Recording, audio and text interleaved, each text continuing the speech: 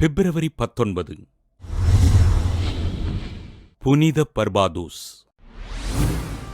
Italy நாட்டில் பெனவந்தோ பகுதியில் கிபி 610ஆம் ஆண்டு பிறந்தார் பர்பாதூஸ்.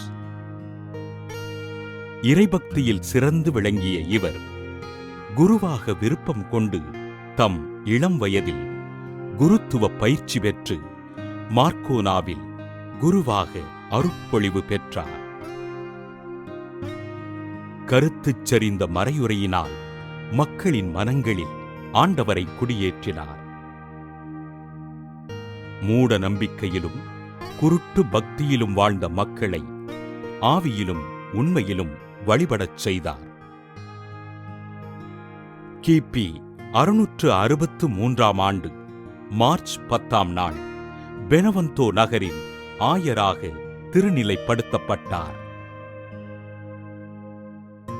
கிபி 680ஆம் ஆண்டு திருத்தந்தை ஆகத்தோ கூட்டிய பொதுச் சங்கத்திற்கு உதவியாக இருந்து பணிகளைச் செய்தார்.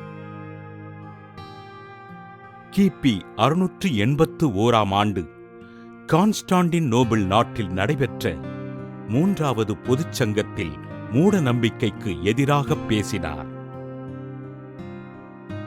கிபி 682ஆம் ஆண்டு பிப்ரவரி 19ஆம் நாள் தன் 72வது வயதில் உடல் நோயினால் துன்புற்று விண்ணகமடைந்தார்.